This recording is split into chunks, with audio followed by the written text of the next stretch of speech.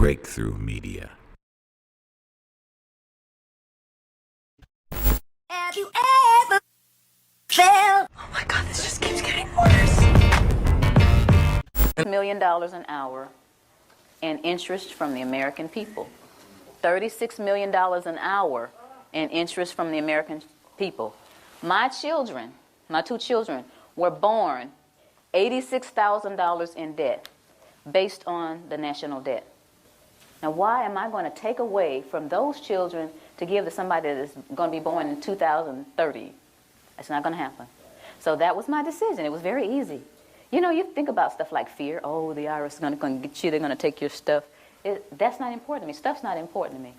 My children are important to me. I'm one of those mothers that will roll up her sleeves with one leg and try to whoop you if you mess with my children.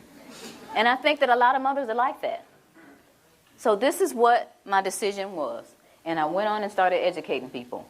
One of the things that people asked me once I made this decision and started talking about it, how are we going to run the country without the income tax? I don't know how much Dan got into it, but the Grace Commission report that Ronald Reagan put out in 84, says that none of the money collected in income tax goes towards running the country.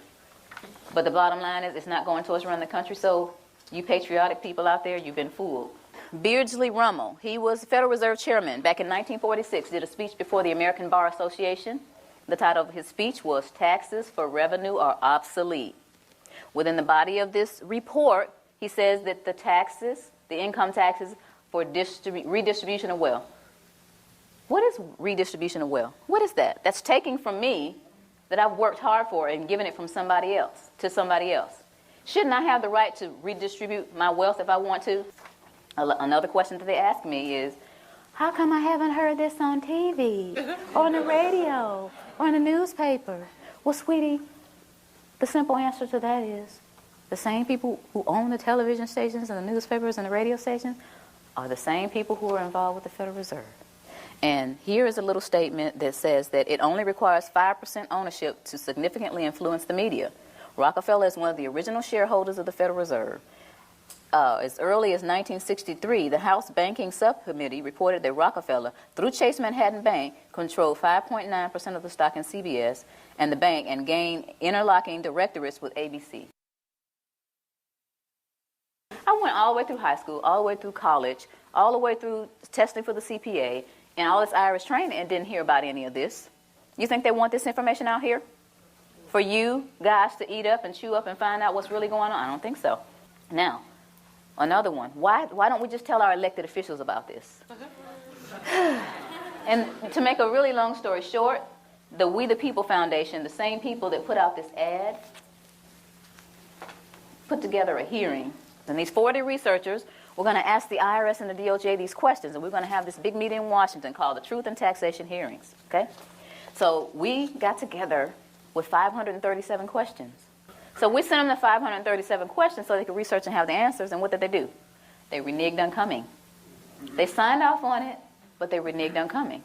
So you all didn't get to hear the truth. We went on and had the hearings anyway, put it on CD, marched around Washington, giving it to all 535 congressmen and senators. Please look at this information. We got stupid responses back like, thank you for visiting our offices in Washington. The next time you come to Washington, please visit us again. They don't care. Your presidents don't care. Another one that they ask me, or they'll say something like, well, this just sounds like it's some kind of conspiracy theory. Y'all hear that a lot? Okay. But tell me this, what's the difference between a conspiracy and a strategy? Don't you understand that this is all by design? All this black, white stuff. You're white, I'm black. You know, you're a Democrat, I'm a Republican. You know, y'all heard of divide and conquer before, right? Why y'all letting them do it to us? While I'm sitting up here arguing with this man about what his great-great-great-granddaddy did to mine, there's this big old fence closing in around us. And while I'm sitting here wasting time and he's sitting here telling me why he doesn't know, we need to put our heads together and figure out how to get out of this fence that these people are building around us. Am I right? Yeah. That's what we got to be.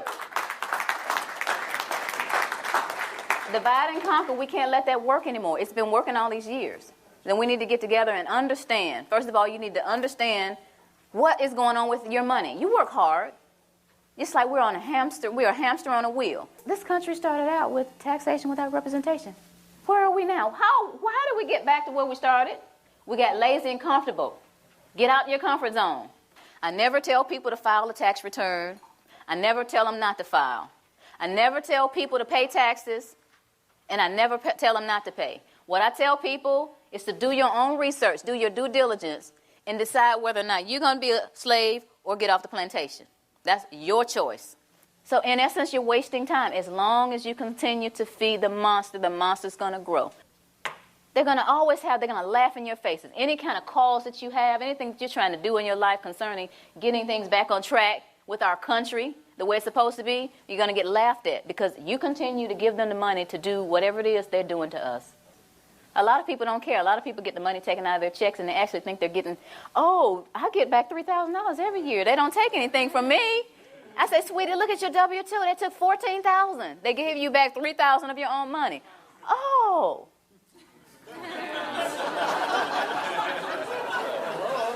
But the point is, if each of us understands where we are, who we are, and tries to do something about it, then we're going to get somewhere. This is a great country, but it's off track. And who's going to get it back on track? Yeah. Thank you. Thank you all. Inverted Hierarchy, Part 2. They're supposed to be working for us taxpayers. Watch noncompliantmovie.com.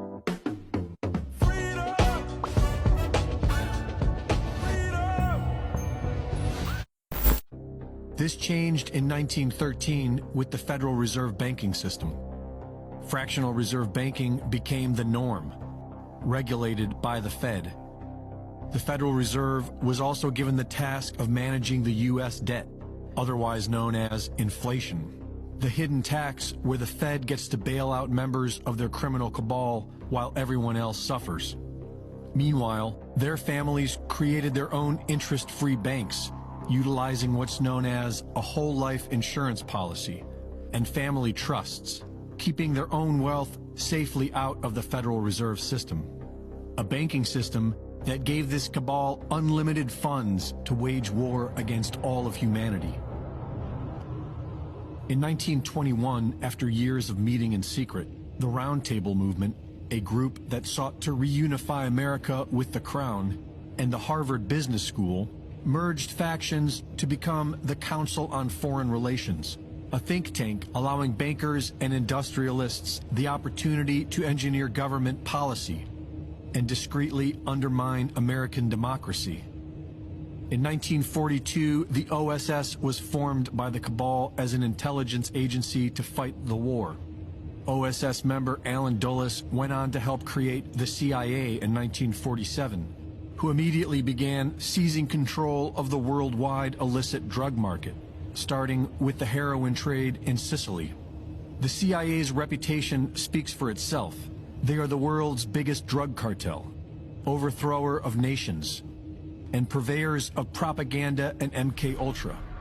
The globalist cabal has these intelligence groups in all of their nations, with no oversight, using them as a secret army to carry out their agenda. In 1944, the World Bank and the International Monetary Fund were created under the guise of fostering global growth, followed by the United Nations in 1945. What they actually did was work together to violently seize control of entire nations. The World Bank trained people known as economic hitmen to make a simple offer to world leaders on their behalf: either accept a massive loan designed to bankrupt their nation, or be killed. And many were. The game is simple. Conquer by debt. The Federal Reserve banking system does it to every individual, and the World Bank and IMF do it to every nation. Once indebted to these crooked institutions, I appreciate that.